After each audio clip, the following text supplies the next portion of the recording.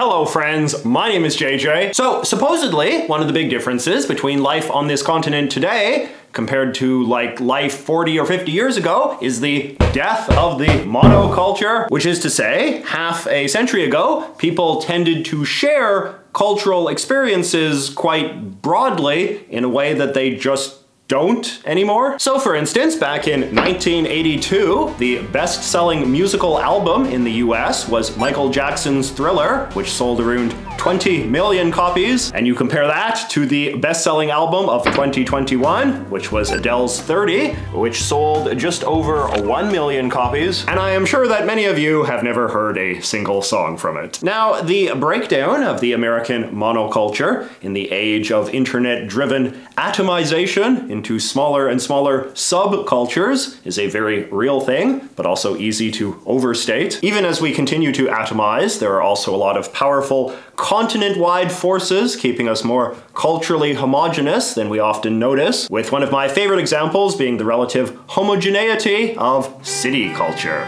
So when it comes to city life, a lot of us tend to be rather sheltered and self-important. We tend to lack a good frame of reference for what life is like in other cities in North America, which makes us often incorrectly identify certain experiences in our city as somehow being unique characteristics that define what it is like to live in our city specifically, when in reality, those things might just be fairly broad urban trends or even the product of deceptive corporate marketing. It all adds up to a situation in which we can often be quite shockingly oblivious to the degree that the culture of our city is less special than we think. I am hoping that some of the examples to follow will blow your mind in the same way that they blew my mind when I first heard of them. For instance, take the Old Spaghetti Factory. I grew up thinking that the OSF was this special Vancouver restaurant full of all of these particularly Vancouver antique knickknacks celebrating Vancouver's unique history. It was only many years later when I traveled to Salt Lake City that I discovered no, this is actually just a rather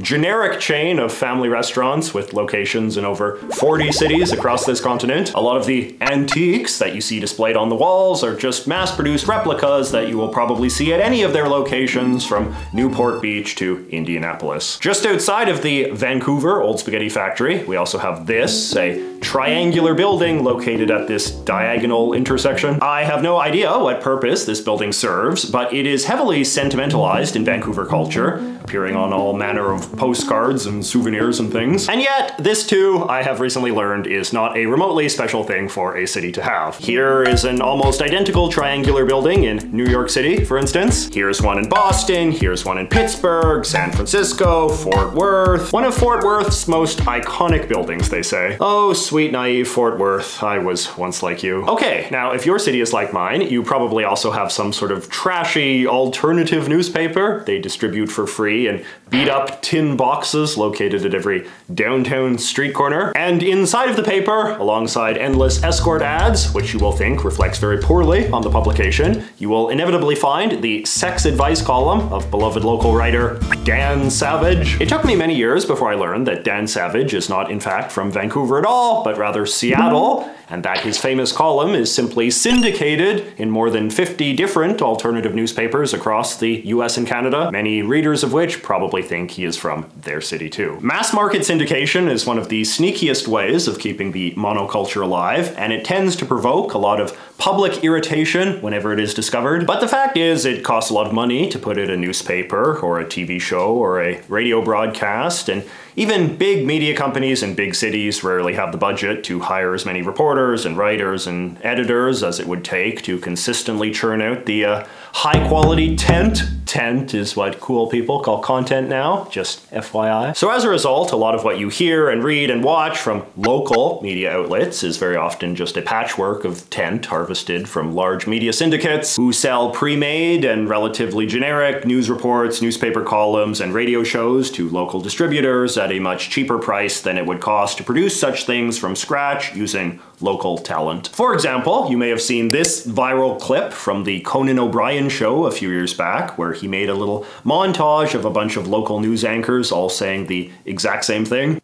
Who are you really shopping for this holiday season? It's okay, you can admit it if you've bought an item or 2 or 10 for yourself. Well, it's okay, you can admit it if you have bought an item or 2 or maybe 10 for yourself. It's okay, you can admit it.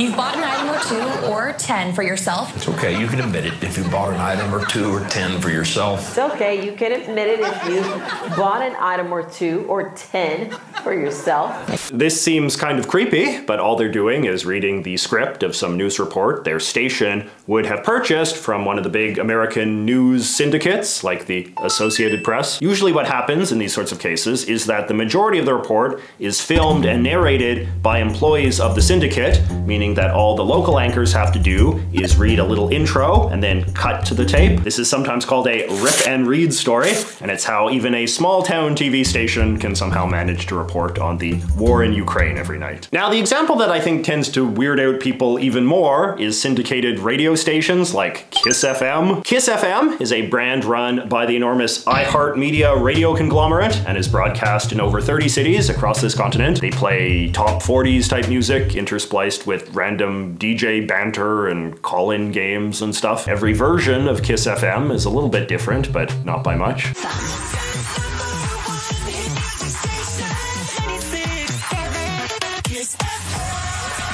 Chicago's #1 hit music station. 103.5 Kiss FM 98.5 Kiss FM 102.7 Kiss FM. And much like the local news stations, a lot of what you hear on Kiss FM wasn't actually recorded in your city, even though it might come off that way. Those wacky morning DJs you love so much might actually be a show that they're just piping in from Chicago or LA or something, with the hosts carefully trained to avoid making references to anything too regionally specific. This is why they tend to play a lot of games to fill the time, or by bantering about very generic news releases, you know, like, "Hey Kelly, did you know that the Marriageological Institute says that 78% of wives say they would give up sex if it meant they never had to empty the dishwasher." Syndicated radio shows do have tricks to fool the audiences into thinking that the show is more local than it actually is, of course. They can get the host to record a special promotional bumper for one specific city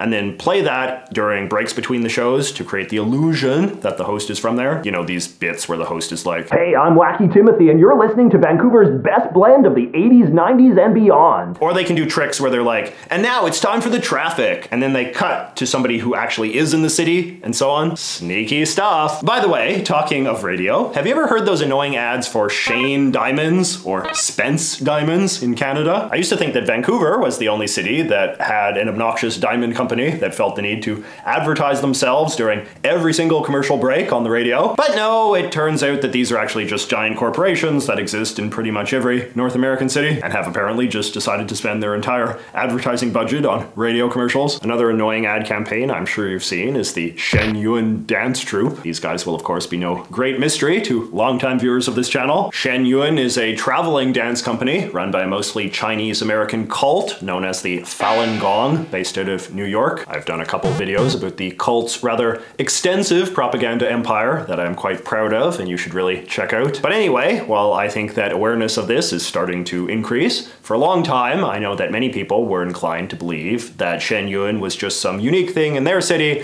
likely some sort of reflection of their active and robust Chinese community. But no, because this is primarily a cult propaganda initiative, it is actually the same roving group of people traveling to almost every major city in North America, and increasingly most other major cities are in the world as well. And I know this because you guys are always sending me Shenyuan poster sightings in the weirdest of places. But in fairness to Shenyuan, I find it is rather common for city folk to forget that traveling entertainers are a thing. This is particularly the case when it comes to stuff like folk music festivals or jazz festivals or so-called fringe festivals of small-scale theater performances. I think this is even the case with food things like barbecue festivals and stuff. I mean, in theory, all a city has to do to put on a successful festival is convince a lot of big shots to come over and entertain their people, which isn't really that hard to do if you pay them enough. But I have found that people often tend to suffer from the flattering delusion that because their city has a big folk festival or whatever, this somehow reflects their unique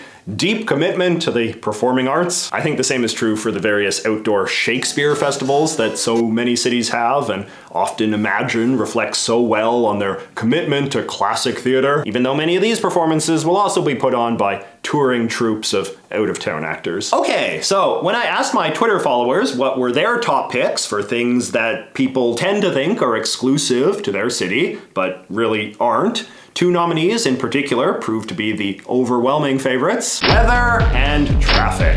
When it comes to weather, almost everyone on this continent tends to believe that they live in some uniquely special climate region. I don't know what the platonic ideal of normal weather most people carry around in their heads is, but it seems like a lot of people take it for granted that in an ordinary city, the weather will barely change at all or something. Thus, in almost every city that fails to meet this impossible standard, you get people running around like, oh my god, one minute it's sunny and the next it's raining. What cruel and cursed land is this? Or, as many of you noted, in almost every city, everybody likes to crack the exact same joke.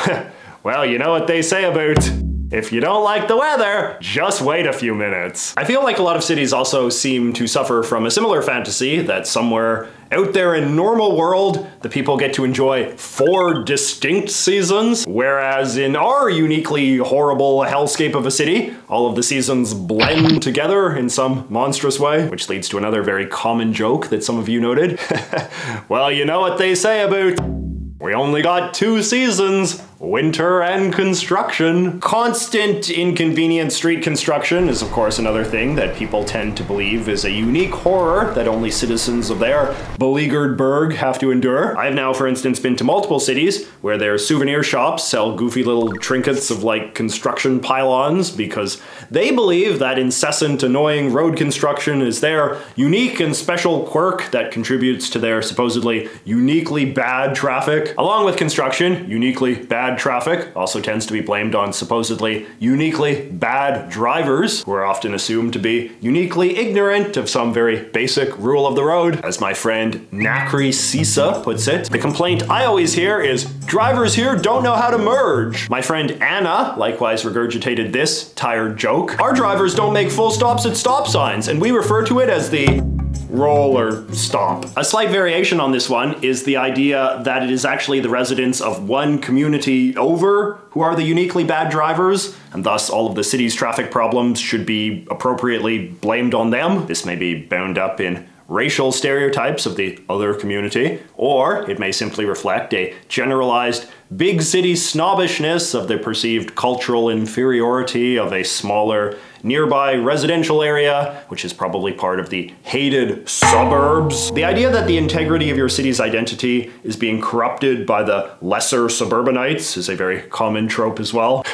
Like, I mean, we all know that the people that come from the suburbs are just a bunch of wannabes who claim to be from, but really aren't. Only people who were born and raised in the throbbing heart of count as being true Ians. You know, I bet when these suburban losers go to Europe, they claim to be from, rather than just own up to the fact that they're actually from some podunk village that no one's ever heard of. I quite enjoyed this tweet from my friend Lachlan, who noted, literally every mid-sized city is a growing tech hub. Or this one-word tweet from my friend Chris Spoke, microbreweries. Continuing on last week's education theme, I have also found that a lot of cities tend to have a lot of overlapping tropes when it comes to college. My friend Kev pointed out the blue lightbox system, which if you have ever been on a tour of a college campus before, you might remember the guides making a big fuss about as reflecting the university's unique commitment to student safety. This is basically just the idea of having a bunch of blue lamp security intercoms scattered around the campus so that if anyone ever feels in danger wandering around the campus after dark, they can quickly and easily summon some help. Apparently 90% of American college campuses have these. The other college thing I remember being somewhat disappointed to learn was not exclusive to British Columbia, was this idea of the college campus being overrun with crazy squirrels. But alas, if you go to any university with a big enough outdoor campus, the chances are very high that it will be an entrenched belief within the student body that not only is the school uniquely infested with squirrels, but that the squirrels are uniquely psychotic and hilarious. The squirrels will probably have their own Facebook fan page, and someone will have suggested that the football team should change its name to the Squirrels because they're the real school mascots. So anyway, I think you know where this is heading. I want you guys to give me some examples of things that you have been shocked or disturbed to learn are not actually things that are particular to your fair city, but rather part of the enormous, heaving, monocultural blob. So let me know in the comments, and if we get enough, maybe we can make an award-winning sequel video. Thank you so much for watching. Do not forget to like and subscribe, and I will see you next week.